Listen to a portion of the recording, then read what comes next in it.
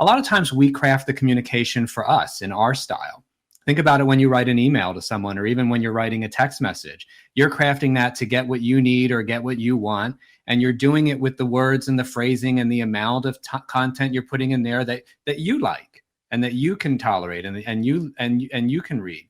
What you need to do, and what I challenge people to do every day at work and at home, is to craft the communication for them. It's the first rule of any communication.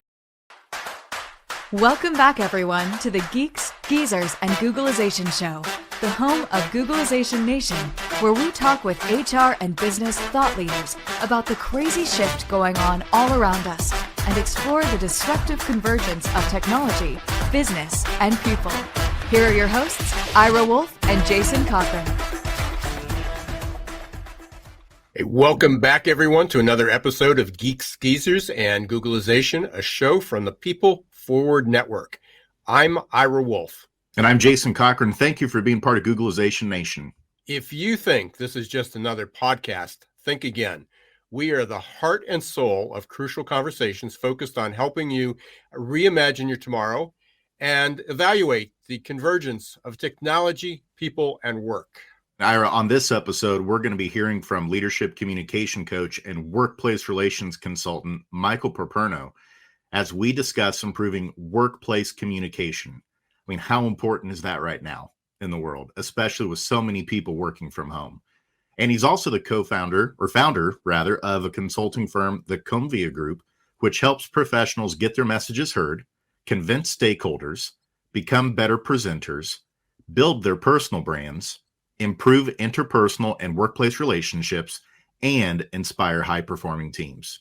Ira, here's something that Googleization Nation might not know. In 2021, the Workplace Institute did a global survey with more than 4,000 employees on the topic of feeling heard. 86% of those folks reported not feeling heard fairly or equally in the workplace. That's nearly 9 out of 10 global employees. And particular subgroups that were indicating not feeling heard were essential workers, younger workers, and then parents of young children as well. When you couple that with some research that just came out 2 weeks ago from the Pew Research Center, they found that 56% of employees that were part of the Great Resignation last year, they quit because they felt disrespected by their employer. When you couple those things together, it's increasingly clear that many employees aren't interested in listening to leadership until their voices are heard first. Jason, you know this, and all our listeners most likely do. Many are probably tuning in to figure out, how do we deal with this great resignation, this great reshuffle, this greater reevaluation. We talked about this on our live stream just yesterday. Here's a perfect example between leadership and the people. There was a survey that was out, I just saw it last week, and it said that 66% of managers said that they do not think that their remote work initiatives will remain in place. And yet, when we talked with CEO of Ivanti, Jeff Abbott, and David Shepard, who's their global VP, about their new Everywhere Workplace survey, only 13% of all the respondents said that they want to go back to work full-time, not back to work, but back to the office full-time permanently. That over half still demand. It's not that they want, they demand, or they're willing to quit. They're willing to turn down a promotion. They're willing to turn down a raise to be able to work hybrid. So a perfect example about not listening to your people. That's absolutely right. And then listening to the point of, not only I hear you, but now we're going to change some policies or procedures to give you what you want and you need. And that's why we're so excited that we have Michael on the show with us today. He's an expert in this, in workplace relations. And so we're going to help figure out, how do we bridge that chasm between leadership and employees and help organizations actually follow through on the things that are most important for their people. And so without further ado, let's go ahead and welcome Michael to the show. Hi, Michael. Hey, Jason and Ira, how are you? Thanks so much for having me on today. It's wonderful. It's a topic that I love. I started my business around this 26 years ago, and it's great to have you, who's an expert in this. Michael, right before the show, we started to talk about, and again, I know we have a large part of our audience base have probably used tools like DISC and Myers-Briggs, and some of them used it to improve communication and team building and many of the things that you're going to talk about today. But let me just start this out, and I shared this a little bit before. When I talk about whatever style you're using, and it doesn't matter which tool you used, if you're talking about colors, if you're talking about animals, if you're talking about DISC, if you're talking about ABCD, whatever it is, they represent 4 different preferred communication styles, and that's my reference. And you can tell me if I'm right or wrong with that, but that's how we present that. And so, if people can imagine that, let's say there's only 4 languages in the world, and there's thousands of languages, but only 4 languages in the world: English, Spanish, Japanese, and Russian. And you only understand English. And the other people in the room only talk the other languages, only speak the other languages. If I talk louder and slower, it doesn't help. That's right. And we've all been in that situation, that it just doesn't work. And you can take that same example and start talking about, as Jason and I just talked about, the gap between leadership and their employee base. Talk about it between 2 spouses. I don't all that. You're not listening to me. And I said exactly what you said. And no, you didn't. You didn't listen to me. How do we get beyond that? So again, that's the setup. That's where we're coming from. I know we have a lot of our listeners are familiar with DISC and Myers-Briggs. And I wanted to put that, and I know you have a tool that you use as well, and we can dig into that. That's a great example. I mean, talking louder and talking slower isn't necessarily going to make you communicate well. And I think the point there that I take from that, and something that I teach and that I coach a lot of people on, is a lot of times we craft the communication for us in our style. Think about it when you write an email to someone, or even when you're writing a text message. You're crafting that to get what you need or get what you want, and you're doing it with the words and the phrasing and the amount of content you're putting in there that you like and that you can tolerate and you can read. What you need to do, and what I challenge people to do every day at work and at home, is to craft the communication for them. It's the first rule of any communication. Even, for example, you're putting a presentation together. It's not for you. It's for the audience. So you have to make sure that you're telling that story in a way that will resonate with the audience, whether you want them to move to action, learn something, remember something, whatever it is. And you have to make sure you're not flying too high for them. You have to close that gap. It's the same in even the small micro communications we send every day. If you're willing to take a moment, I always just say, take a beat, think about the human on the other end, and craft it for them as much as possible. That doesn't mean you have to lose yourself in it. It doesn't mean that you have to change who you are to communicate effectively for someone else. What I'm saying is, just make sure you're considering the person on the other end, and then you're going to set them up for success in responding. And Michael, with that, has that become more difficult, you think, as people are working more remotely and they're not around people as much in the office?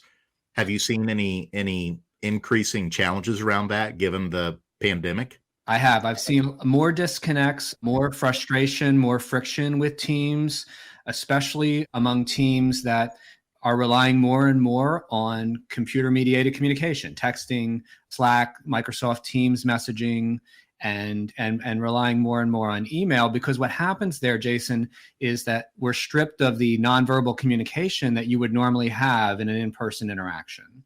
And that's, that can be 50, 75% of the communication, of your communication, that's stripped out of that specific message. So sometimes you have to ask for that face-to-face meeting over Zoom or Teams. Sometimes it's better to do an audio call or pick up the phone, especially for delicate topics, because a lot of times the intent that you have when you're crafting that communication doesn't come through without the benefit of having the tone of voice, the facial expression that goes with it.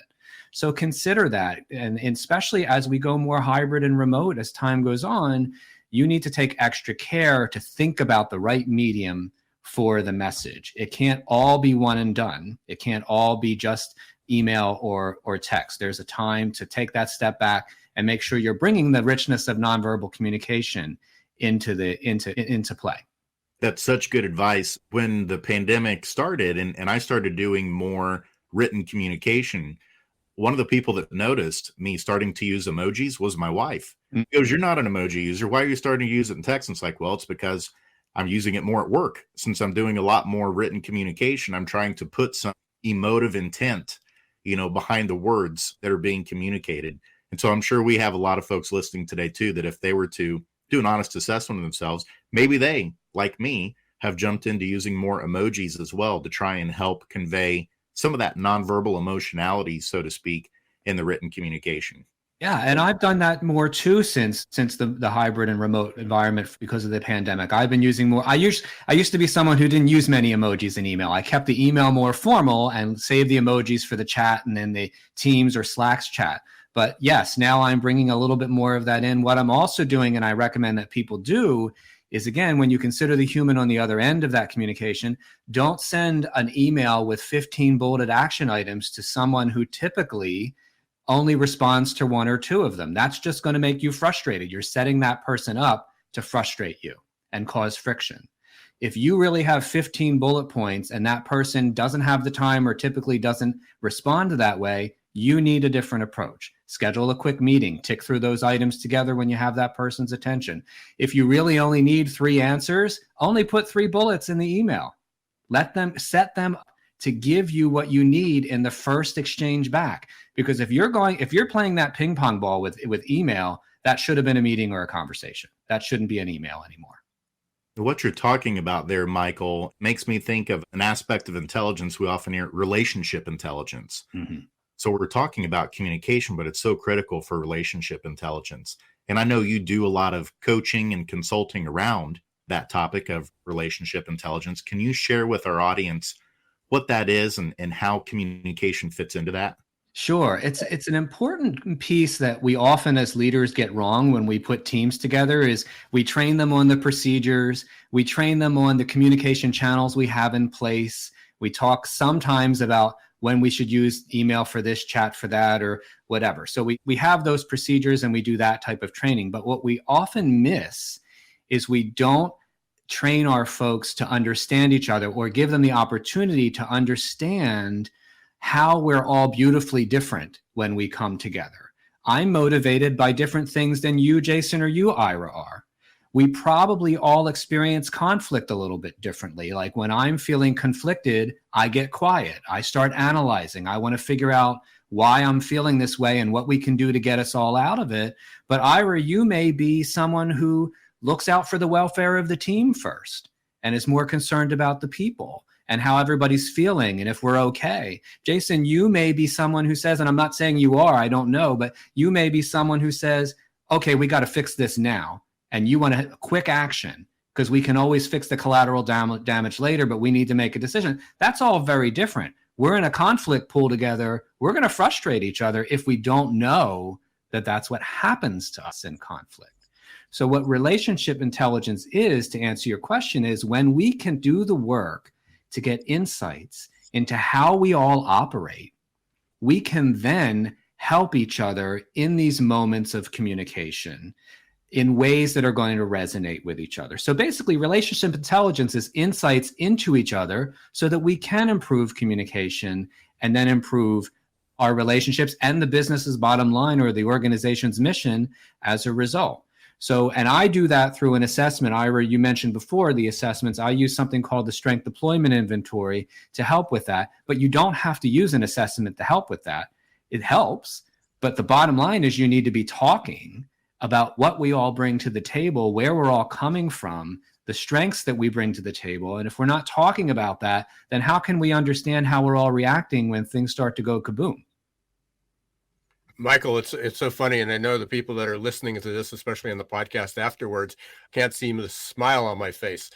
But having just done a presentation and really had a wonderful response, and I appreciate that, except somebody came up and they go, I really enjoyed your presentation, but I was distracted because you had a typo in the slide. Mm-hmm. And when you think about communication, we all think it's a one-way street.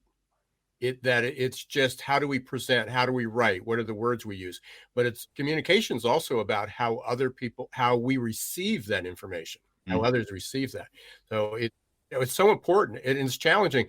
But that leads up to that we're obviously talking to a group, and unless we're all clones of one another, we're going to have either a team of a variety of different styles, communication styles. If you're speaking, if you're presenting, a variety of different communication styles. How do you suggest you present that how do you speak 4 languages or multiple languages all at the same time without creating a lot of noise? Yes. Well, you have to. So especially when you're giving a presentation like you were doing in that instance. So you're giving a presentation, you have probably a wide range of different people, personalities in the audience, maybe different agendas, different goals that they're even attending.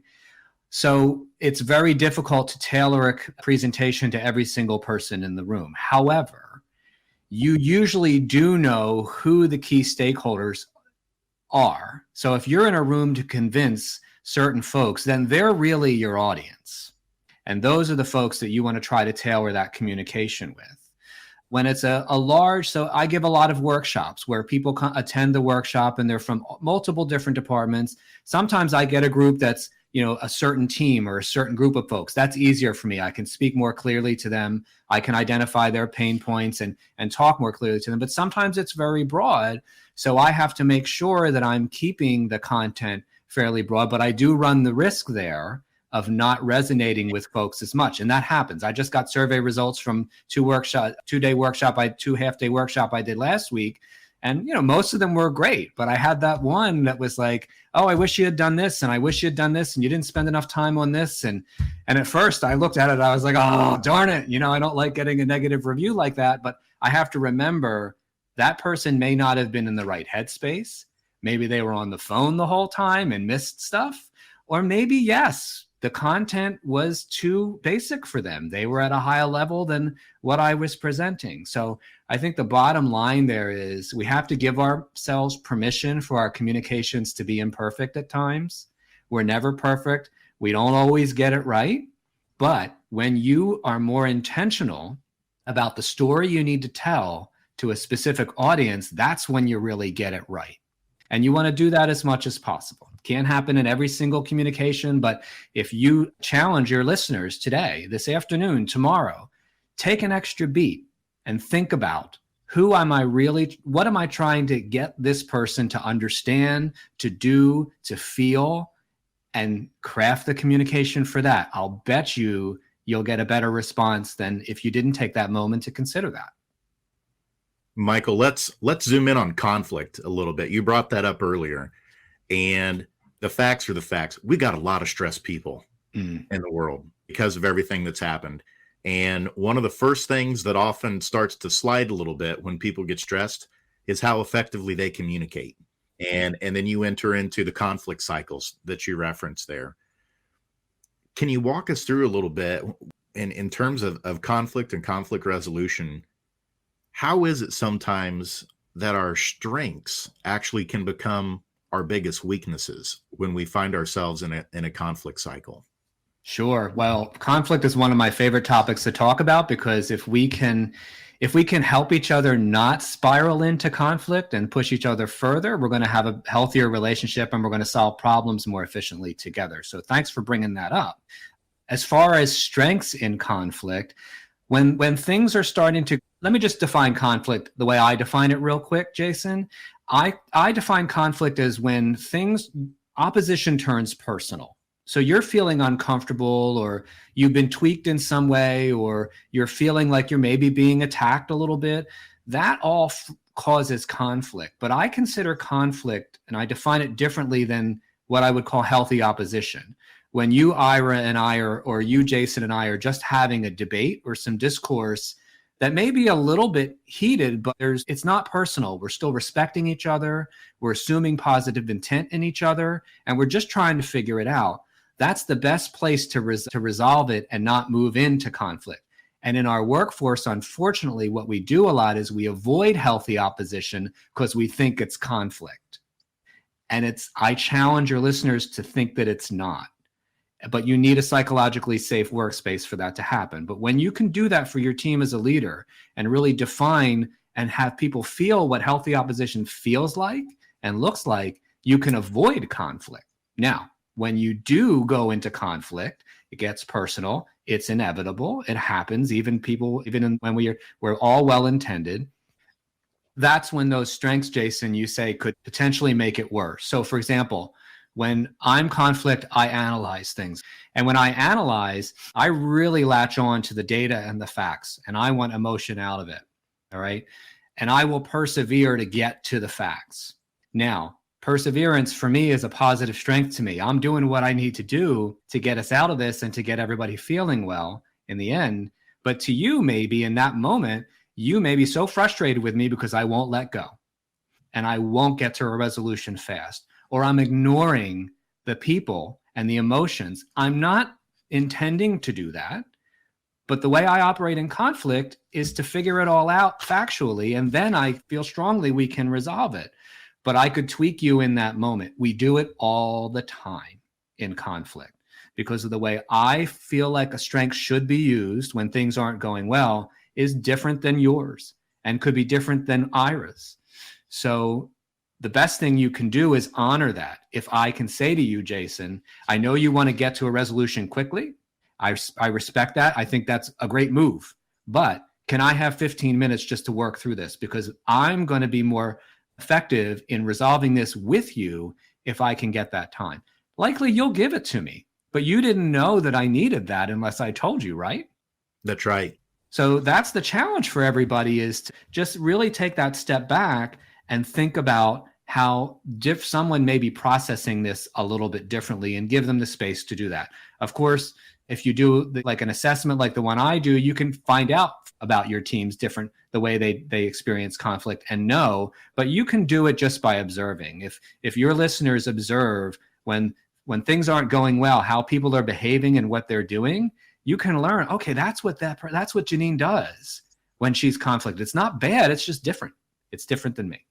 That's brilliant, Michael. And just to reemphasize what you shared there real quickly, that sentence stem of I understand and then fill in the blank with their need, followed up by, but can we, and then positioning your need. I think that's a brilliant tactic there that you just shared with our listeners that they can use to try and disengage conflict and reduce the primitive brain from coming up and taking us back and causing us to de-evolve into the more emotional part. Michael, I love the point that you talk about. You can observe, and I mentioned earlier about listening. And, we talk about the disc language. And again, I use that as a broad term because people are familiar with it, which includes the SDI, is an observable language. You don't need to test everybody. Well, how do we test people, strangers, or a customer walks in, or, certainly maybe you should do that before you date. And a lot of dating apps use things, similar to that. But you learn to pick up the cues of what's the body language, what's the tone, what's the words people use, how quickly they talk, how loud do they speak. You can get a sense of where that is. But I'm going to put you on the spot, and I'm going to take this going back to what we talked about conflict, is that let's talk about it generationally. And the show's topic is Geeks, Geezers, Googleization. So the original theme of that was my book, and it was about the 4 generations and the conflicts before the 4 generations. A very, very common response I hear is like these young people, and generally they say millennials, and that's almost anybody under 45 years old now, but it covers a lot of people. But young people are just so sensitive. I just say it like it is. It's efficient. I just tell them to do something and they take offense to it. And some people just say, listen, I'm just blunt. I'm candid, and go, that's what we like about you, Michael. You just say like it is. You don't beat around the bush. And then other people just shrivel up, get angry, take it personal, and go around. Have you worked, obviously have worked with teams and companies, how you took a situation like that and improved it? Yeah, and it's a mutual understanding thing. And I feel like millennials get a bad rap in our society, to be honest with you, because it's not fair to label them as too sensitive or whatever, however they get labeled in the business world. I do think that there is not enough training in our business world and in our organization world as far as the type of training I've been talking about, really helping the relationship intelligence training, helping everybody understand where we're all coming from. But then also, the use of technology and tools is very different now than it was, a generation ago. I'm Gen Z. Okay. I've had email for most of my professional life, but social media wasn't there. Texting wasn't there. Most of my job and my first job was on the telephone because some of my clients didn't even have email. So my journey has been different, and the journey of the millennials and the Gen Zs have been different. And instead of us, people saying that it's so different that they don't get it or they should be a certain way, my challenge is, well, why don't we talk about how we're different so that we can understand how we're different? And I think that leaders doing that, and not just bringing on a young person or a millennial or Gen Z or someone and throwing them into the culture, let's have more conversations about what the culture is and what this new person brings to that culture. Because I always say, there's a lot of beauty in what we all bring, and a lot of times we miss that opportunity because we ask people to completely conform to what we think that job role should be, or we think the methods of communication should be, when really if we turn it over and say, here's how we're doing it, you're new, you've had technology there as all of your life. How could we maybe be doing this differently? That could be a really great thing to bring into the culture or the communication system, but you can't then shove that down the throats of people who haven't used that. There has to be a conversation. There has to be a sharing. So what I have done in the past with that is more talking, more sharing, and more communication around why we see things differently. Because if that communication is not happening, what are you going to get? You're going to get friction. Michael, you just brought up an incredibly important point, but we're going to take a break because so many organizations today are hiring for culture fit. Mm-hmm. And while I believe that the people should share similar values, similar vision within your company, oftentimes when we talk about culture fit, it's political points of views or belief systems, or we're going to create a more diversity, and then it becomes about color and gender and ethnicity, but rarely seems to have a discussion about this communication, different types of communication. We want to be collaborative. We don't want to have conflict. So you automatically exclude a very important part of the population. So when you come back, we're going to talk a little bit about that. But we want to thank our listeners for being part of Geeks, Geezers, and Googleization. We are talking about Geeks, Geezers, and Googleization, how technology is changing everything, and the convergence about people, technology, and work. We are going to be right back. We're going to take a short break. And stay tuned. We're with Michael Piperno today. We're talking about leadership, communication, and work. Thanks. Change doesn't pick favorites. No matter who you are or where you live, the year 2020 was filled with one unexpected challenge after another. According to the authors of The Adaptation Advantage, we are incredibly well prepared for the past, but woefully unprepared for the future. That leaves millions of people feeling scared, worried, frustrated, and confused. Whether you're the owner of a business or a worker out of a job, adaptability is now an essential skill you need to ride the next wave of normal. The good news is that science shows that adaptability is learnable. Adaptability gives us the confidence and courage to think about change and embrace opportunity in the right way. Adaptability gives us hope for a better future. And goodness knows we need hope. Are you ready to embrace change and double down on your future? Contact Success Performance Solutions today to schedule a consultation about how you can reimagine your team's future, how you can begin to think about opportunity the right way.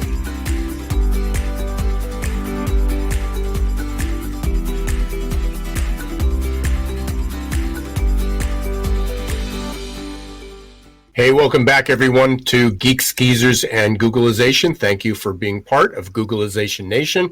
I'm here today with Jason, my co-host, Jason Cochran, and Michael Piperno from a company. His company is Comvia. We've been talking about communication, leadership, relationship intelligence, conflict, team players, team play, multiple generations. Michael, when we left off right before the commercial, we were talking about culture fit. How does relationship intelligence fit into culture fit? And also creating diversity, because so many people want to hire people like themselves. And while I always say that's a little easier to manage, it doesn't necessarily help the company grow. It doesn't help the people grow, and it doesn't, help people progress. So what's your role in this? How can you help people? Sure. So, I mean, there's culture. Culture is critically important in a company or an organization. And I think that hiring for culture fit can be good in some ways, but also dangerous in other ways, as you've alluded to, because as an example, I ran a branding agency for a long time. If I hired all the people who thought the same as me and had the same skills as me, we never would have won all the awards that we won, because I was good, but I wasn't the best designer. I wasn't the best writer, and I needed different perspectives, and I needed people to challenge my thinking. And that's very important in many businesses. So I think you need to create a culture that people want to be a part of. I think that's very important. But I also think that you can use the power of relationship intelligence and training people about communication to your advantage with that.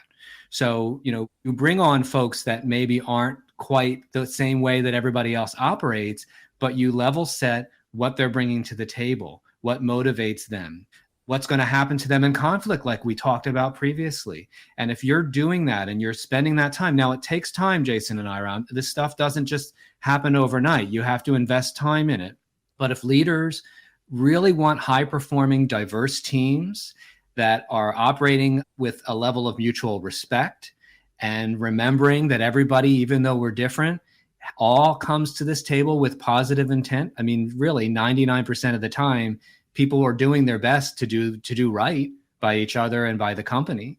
So if you have that kind of culture and are able to respect the differences, that's great. But it's even more powerful if you know what those differences are, and then how to honor them as you all move forward together as this business unit or as this team. Jason, I think you're on mute. Sorry, Michael, when companies bring you in to help with communication, a lot of our listeners are executives. They may be the HR leaders in their organization. They might be wondering, how would I get started? What particular strategy or plan might this fit in? And what would be the first steps in terms of working on a communication plan? Can you provide some context of what it typically looks like to really dig in on communication and culture, and how that kind of fits within some of the traditional structures of strategies and plans inside organizations? Sure. And it all depends, Jason, on, where the size of the organization, where they're at, what's the status of the team. But generally, you want to do some kind of assessment. I often come in and talk to the leadership team, but then I also talk to a lot of the team members on the team and really find out from their perception how things are going as far as communication. Are people feeling seen and heard? Do they feel like they have a voice? Do they feel like they understand what the mission and vision is? And do they feel like they're able to speak up when they have ideas? There's so many things that come out when you do that kind of communication audit and assessment. So that's often a good way to start, to really find out what's going on under the hood from a communication standpoint in your organization. A lot of times you find that gives people a safe space to talk about the frustrations they see that they haven't necessarily felt comfortable bringing up. So that can be very, very insightful. Sometimes it's more just a matter of, especially for small teams, they're pretty much know each other well, but they know there are pain points, or they know there's something wrong. A lot of times a business owner will come to me and say, Michael, I've hired all the right people on paper. I've got the right this brain and the right that brain and the right this brain, and I love them. They're all great, but there's too much friction. There's too many disconnects. There are some people who are introverted who I can't get to speak up. There are some people who are air hogs and take up I don't know what to do with all of this. I can come in and help with that. And that usually is we can use an assessment to do that. There are many different ways to do that, but I usually facilitate a dialogue around all of these things to really help everyone understand why this is happening so that they can feel comfortable addressing it going forward. I got a question for you, and this is from a consultant to a consultant. Every time that I've gotten called over 26 years that somebody says, I'm interested in, we're thinking about having a workshop or having you come in about team building. Is it ever about team building, or is it about conflict resolution? Right. Yeah, it's quite often about, you're right, Ira. And a lot of times I get a little bit spooked when someone calls me and says, I need a workshop, because they're usually trying to Band-Aid 5 or 6 years of not providing professional development or not providing, a psychologically safe space for their team. And they want it fixed in a half day off site. And that doesn't usually work. So when I get those calls, it usually turns into a nice conversation about, what's going on here? Tell me about it. Tell me about your team. Tell me about what you're seeing, and tell me about what you see as success. Like, what do you want out of, whether it's a workshop or a series of training, or maybe you really need one-on-one coaching with some key people because it's really a top-down problem that you've ignored. So I'm pretty good at diagnosing that within a few phone calls to get people to where I can create a program for them that's actually going to make something better, rather than just say, we did the training. It's so funny because I'm probably a little bit more succinct, but I've gotten to the point when somebody says that, and I said, can I be honest? Who you're trying to fix? Right. Who you're trying to make better. And, many times, and most of the times, I get a little bit of a snicker and a laugh on the other side, and they go, oh, I can see you've been through this before. Mm-hmm. And ultimately, the goal is team building and teamwork. But ultimately, their success factor will be, have we remedied this particular situation? Right.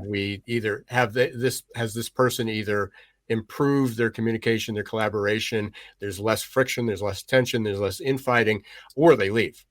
Right. And sometimes, that becomes the ultimate. And I've often, even up front, I've said, this person may just feel that you're attacking them. Right. If you do it this way, and that everybody's ganging up, they can see through it. Employees are smart, and we address that up front, and then go into what ultimately, what's the best case scenario. So like every episode that we've got, we're running out of time here. There's so many more things that we can cover. Is there anything that we should have asked you that we didn't?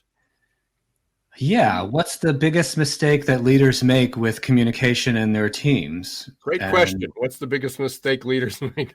And I have to pull real quickly for the biggest one now that I've asked that question, because there are a lot of them. But I think the two biggest ones are they don't realize that silence sends a very deafening and strong message. So a lot of leaders will, instead of communicating when things are tough, will be silent. And what that does is that lets everybody else on the team create their own story. So that's very dangerous and something to avoid.